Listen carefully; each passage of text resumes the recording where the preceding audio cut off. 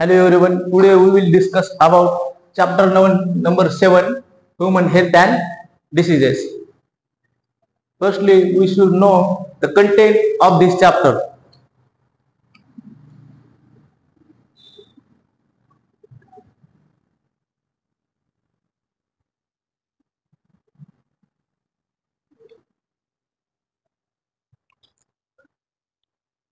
Human health and disease हे chapter सुरू करण्याआधी आपल्याला त्या चॅप्टर मध्ये काय आहे त्याच्यातलं कंटेंट माहित पाहिजे. कंटेंट मध्ये काय फर्स्ट पार्ट आपलं टॉपिक आहे हेल्थ. हेल्थ मध्ये आपण काय काय बघणार. हेल्थ म्हणजे काय म्हणजेच काय हेल्थची डेफिनेशन ऑफ हेल्थ.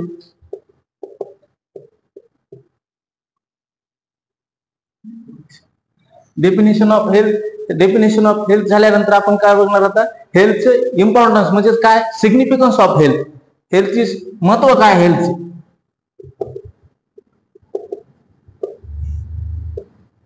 सिग्निफिकन्स आपलं कंटेंट मधलं फर्स्ट टॉपिक काय असणार हेल्थ. आणि हेल्थ मध्ये आपण काय करणार हेल्थची डेफिनेशन आणि सिग्निफिकन्स ऑफ हेल्थ. त्याच्यानंतर सेकंड टॉपिक काय असणार आपण डिसीज. सेकंड टॉपिक काय असणार आहे चॅप्टर मधलं डिसीज. डिसीज मध्ये आपण काय बघणार definition of disease.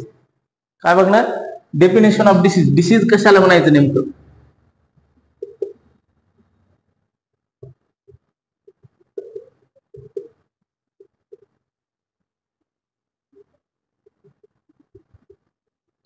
Definition of disease आणि कॉजेस ऑफ डिसीज. कॉजेस मध्ये पण दोन टाईपचे कॉजेस असतात डिसीज होण्यासाठी.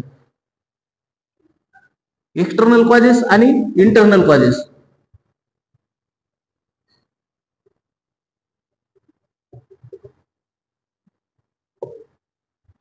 काही एक्सटर्नल कॉजेसमुळे पण डिसीज होतात आणि काही इंटरनल कॉजेस पण असतात त्याच्यामुळे पण काही डिसीज होतात. त्याच्यानंतर आता थर्ड टॉपिक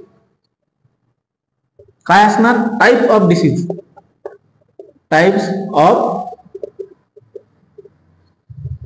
डिसीज. आता टाइप्स ऑफ डिसीज मध्ये दोन महत्वाचे टाइप पडतात. काय there are two main types of disease.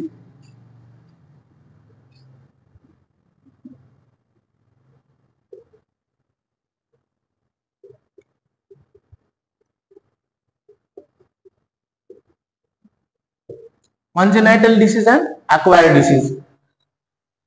आता कॉन्जेनायटल डिसीज आणि अक्वायर्ड डिसीज म्हणजे काय नेमकं. कॉन्जेनायटल डिसीज म्हणजे असे डिसीज असतात जे आपल्याला जन्माच्या आधीपासून म्हणजे जेनेटिकली ट्रान्सफर झालेले असतात. उदाहरणार्थ सिकल सेल ॲनिमिया, त्याच्यानंतर कलर ब्लाइंडनेस, असे जे डिसीज असतात त्याला आपण म्हणतो कॉन्जेनायटल डिसीज. आणि अक्वायर्ड डिसीज म्हणजे काय acquired disease are those disease develop after the birth. जन्मानंतर आपलं अक्वायर्ड म्हणजे बाहेरून आलेले एखाद्या मायक्रो ऑर्गॅनिझममध्ये किंवा एखाद्या फॉरेन पार्टिकलमुळे किंवा एखाद्या इंजुरीमुळे झालेले जे डिसीज असतात त्याला आपण म्हणतो अक्वायर्ड डिसीज. मध्ये अक्वायर्ड डिसीज जे असतात याचे परत दोन टाईप पडतात. Acquired disease further divided into two types.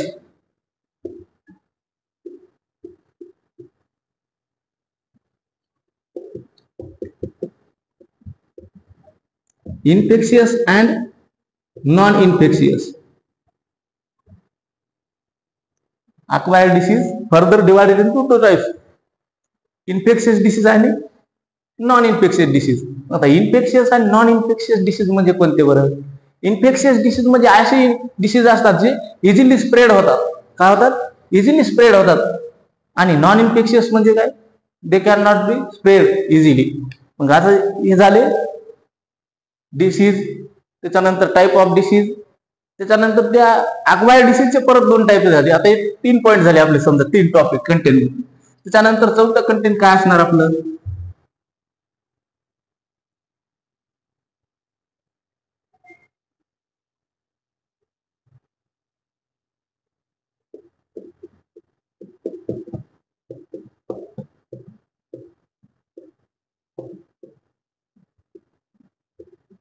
चौथं कंटेंट असणार आपले इन्फेक्शियस डिसीज. कारण डिसीजेस मधलं पण इन्फेक्शियस डिसीज जे आहे हे खूप महत्वाचं डिसीज आहे. कारण इन्फेक्शियस डिसीज हे जन्मानंतर आपल्या बॉडीमध्ये एंट्री करतात.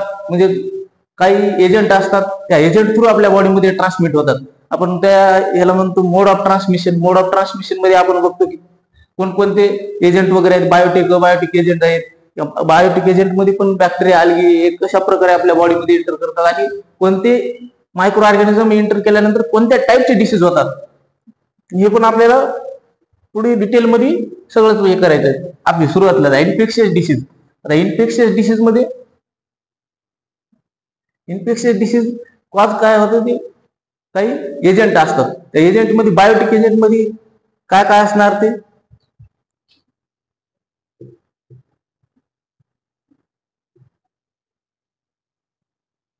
व्हायरस, बॅक्टेरिया, फंजाय,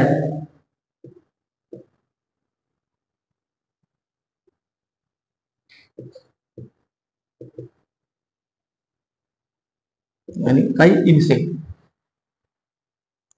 आता infectious disease cause by some agents.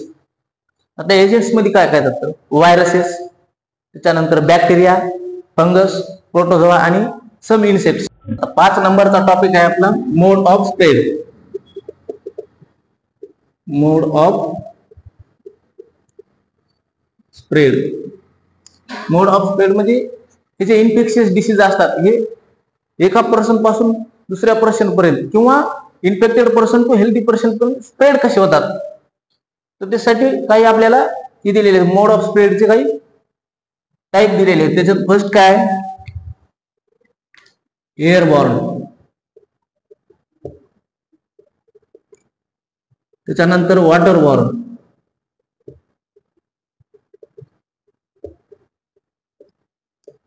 फूडबॉर्न आणि फोमाइट बॉर्न. आता एअरबॉर्न म्हणजे काय, हे जे इन्फेक्शियस डिसीज असतात कशा थ्रू ट्रान्सफर होतात, तर हे इन्फेक्शियस डिसीज म्हणजे व्हायरल इन्फेक्शन, बॅक्टेरियल इन्फेक्शन किंवा फंगल इन्फेक्शन, प्रोटोझोल इन्फेक्शन म्हणजे मायक्रो ऑर्गॅनिझम मध्ये होणारे डिसीज असतात. ते micro organism easily air through transfer होऊ शकतात. त्याच्यानंतर वॉटरबॉर्न म्हणजे कंटॅमिनेटेड वॉटर असो किंवा कंटॅमिनेटेड फूड असो, कंटॅमिनेटेड वॉटर आणि कंटॅमिनेटेड फूड थ्रू पर काय होतात, ते ट्रान्सफर होऊ शकतात. म्हणजे कंटॅमिनेटेड फूड आणि कंटॅमिनेटेड वॉटर म्हणजे कसं बरं, कंटॅमिनेटेड आणि पोल्युटेड ह्याच्यात डिफरन्स आहे. आपण कंटॅमिनेटेड म्हणजे असं समजायचं नाही की दूषित पदार्थ आणि कंटॅमिनेटेड ह्याच्यात डिफरन्स आहे. आता आपण जर विचार केला, कंटॅमिनेटेड वॉटर किंवा कंटॅमिनेटेड फूड म्हणजे काय, असं फूड किंवा असं प्रकारचं वॉटर त्याच्यात मायक्रो ऑर्गॅनिझम नाही, त्याला आपण म्हणतो कंटॅमिनेटेड. आणि दूषित म्हणजे काय, पोल्युटेड झालेले म्हणजे दूषित झालेले वॉटर फूड ते. आणि पोल्युटेड आणि कंटॅमिनेटेड हे मेजर डिफरन्स आहे पोल्युटेड आणि कंटॅमिनेटेड वॉटर मध्ये. त्याच्यानंतर फोमाइट बॉर्न म्हणजे काय, आता कंटॅमिनेटेड वॉटर किंवा कंटॅमिनेटेड फूड किंवा एअर थ्रू होणारे ट्रान्समिशन इन्फेक्शनचे कळालं. पण फोमाइट बॉर्न म्हणजे काय, फोमाइट म्हणजे एखादा इन्फेक्टेड पर्सन वगैरे, इन्फेक्टेड पर्सन किंवा सस्पेक्टेड कोणी पण एखादी केस असेल किंवा पेशंट, त्याचे जर आपण काही क्लोथ यूज केले, हातरुमाल असेल किंवा आपण टॉवेल वगैरे यूज केलं, त्याच्यात थ्रू पण हे स्प्रेड होतात. याला आपण म्हणतो फोमाइट बॉर्न. अजून काय आहेत का स्प्रेड होण्याचे, आता हे झाले काही कॉमन आहेत. अजून जर विचार केला तर आपण काय त्याच्यात, sexually transmitted,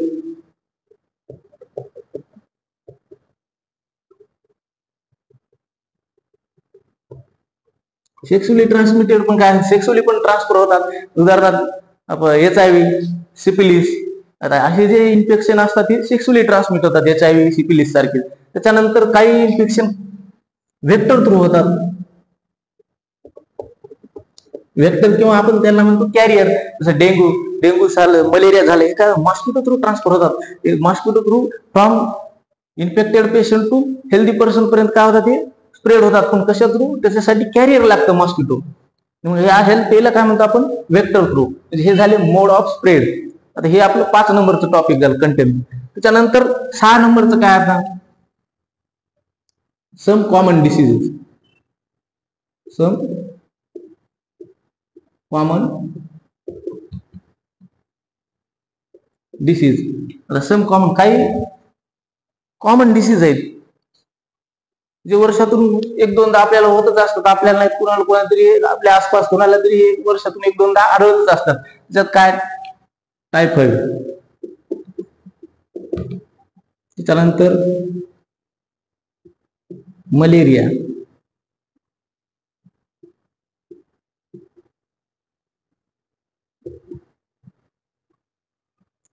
typhoid, malaria, common cold, हे काही कॉमन. अजून त्याच्यानंतर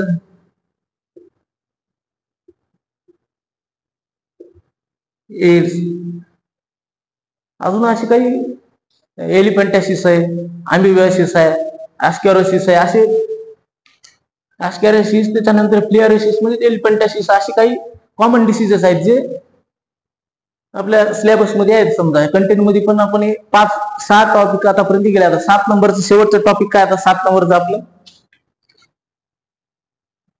टॉपिक आहे 7 नंबरचा आता इम्युनिटी.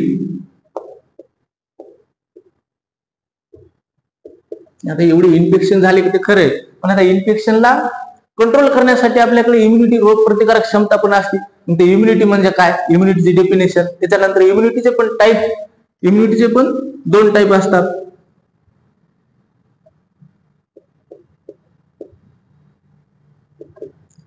इननेट आणि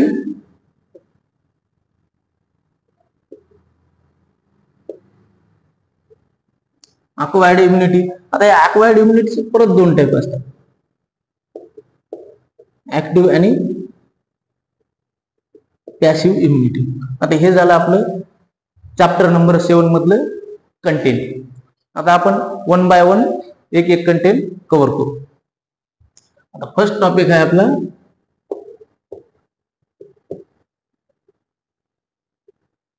हेल्थ.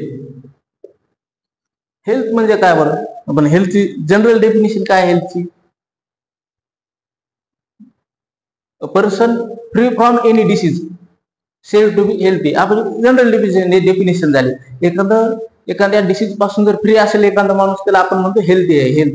हेल्थ म्हणतो आपण. हेल्थची definition free from any disease, त्याला आपण हेल्थ म्हणणार. पण हे कम्प्लीट डेफिनेशन आहे का? किंवा सर्व अँगल जर आपण विचार केला तर लागू होते का?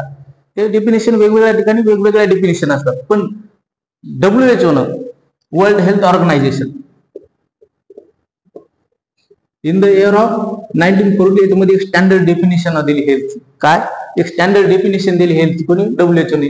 कधी? 1948 मध्ये. काय डेफिनेशन होती ती? Health define as a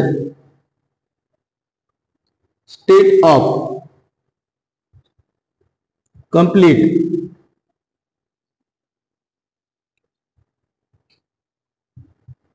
physical, mental and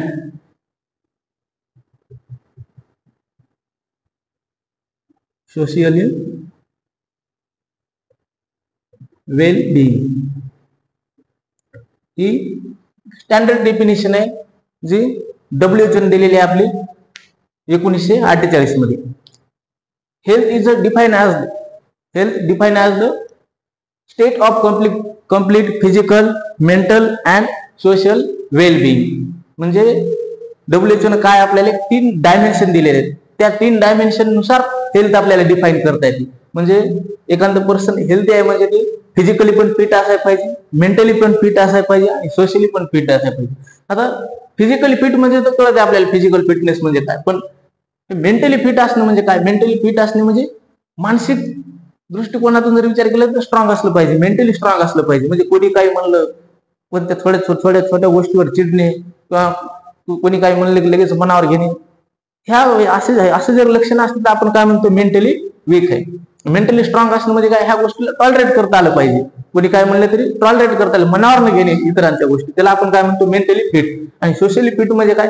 समाजात कसं राहायचं, किंवा मित्र वगैरे, मित्रासोबत राहणे. नाही तर एकटंच राहिले, 4 चौघात कुटुंब बसलं तर मित्रासोबत जमणार नाही, प्रत्येकासोबत भांडणं, मग त्याला आपण म्हणतो सोशली फिट नाही. सोशली पण फिट असलं पाहिजे. त्या तिन्ही डायमेन्शन जर फिट असलं तर त्याला आपण म्हणतो healthy person.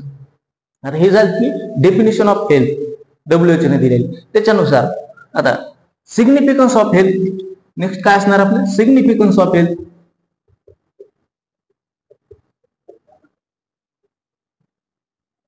Significance of health म्हणजे महत्व काय आहे बरं हेल्थचं, हेल्थ का आपण मेंटेन करून ठेवली पाहिजे, काय इम्पॉर्टन्स आहे हेल्थचे. तर काय फर्स्ट इम्पॉर्टंट काय health significance, to live happy and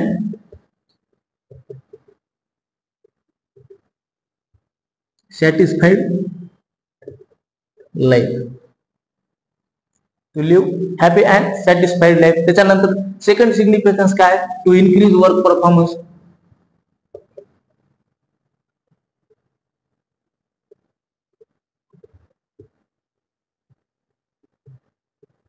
to increase work performance.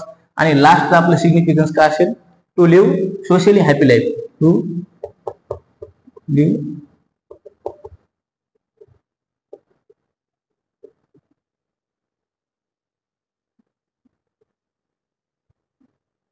To live socially happy life. आता हे significance of health, to live happy and satisfied life, हे पण हेल्थचं एक सिग्निफिकन्स. त्याच्यानंतर इन्क्रीज वर्क परफॉर्मन्स. आता इन्क्रीज वर्क परफॉर्मन्स, जर person healthy असेल तर त्याचं वर्क परफॉर्मन्स, काम करण्याची तिची स्पीड किंवा त्याचं काम करण्याची जी कॅपॅसिटी आहे एखादं वर्क करण्याची ती हाय असणार इन्फेक्टेड पर्सन पेक्षा. त्याच्यानंतर टू लिव्ह हॅपी लाईफ, जर एखादं पर्सन इन्फेक्टेड आहे समाजात त्याला व्हॅल्यू राहत नाही, व्हॅल्यू राहत नाही म्हणजे चिडचिड, त्याच्या जवळ कोण येणार नाही, त्याला कोणी बोलणार नाही, पण त्याचं काय होतं कुठेतरी ते डिमोटिवेट होतं ते. आणि जर फिट असेल तर समाजामध्ये पण ते ताटमान करून जगू शकतं ना. त्यासाठी पण हे सिग्निफिकन्स ऑफ, त्यासाठी हेल्थ चांगली असली पाहिजे. हेल्थ चांगली असली तर ह्या गोष्टी आपल्याला समाजात वावरता येतात नीट, म्हणजे टू लिव्ह हॅपी लाईफ. त्यासाठी आपल्याला हेल्थ मेंटेन करून ठेवावं लागतं. आता हे झाले सिग्निफिकन्स ऑफ हेल्थ. त्याच्यानंतर मेंटेनन्स ऑफ हेल्थ. आता हेल्थचे डेफिनेशन काय, हेल्थचे सिग्निफिकन्स म्हणजे महत्व पण काय, पण आता ही हेल्थ मेंटेन कशी करून ठेवायची. हेल्थ आपल्याला मेंटेन पण करून ठेवावं लागणार ना. असं आहे का हेल्थ आपण आता हेल्थ म्हणजे आता आयुष्यभर आपण हेल्थ राहणार. हेल्थ आपल्याला मेंटेन करून ठेवण्यासाठी पण आपल्याला पण काहीतरी करावं लागणार ना, आपल्याला पण काहीतरी प्रयत्न करावा लागतो त्यासाठी.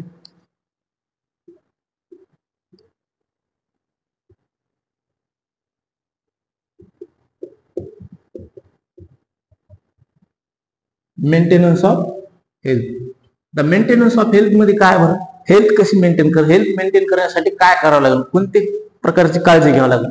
तर आता फर्स्ट काय, टू डू एक्सरसाइज, व्यायाम वगैरे करणे. त्याच्यानंतर मेडिटेशन,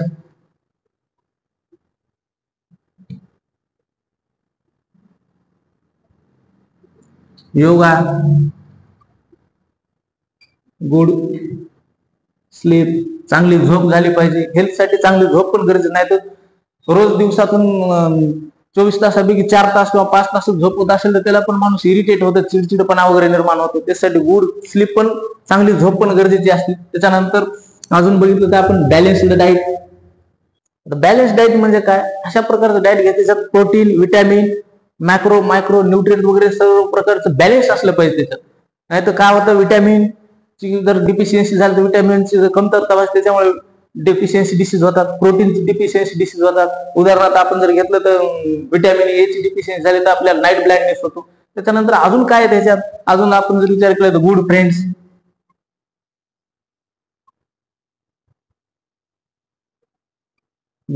त्याच्यानंतर पॉझिटिव्ह फॅमिली,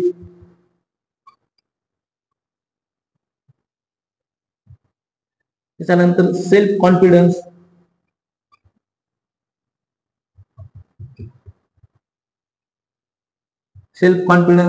आता ह्या काही गोष्टी पण इफेक्ट करतात हेल्थवर. त्याच्यानंतर अजून जर आपण विचार केला तर पर्सनल हायजीन,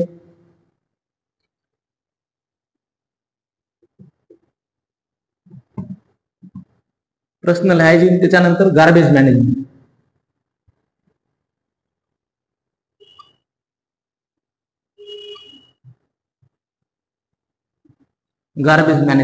कचऱ्याचं व्यवस्थापन करणे. आणि पर्सनल हायजीन म्हणजे स्वतः पण आपण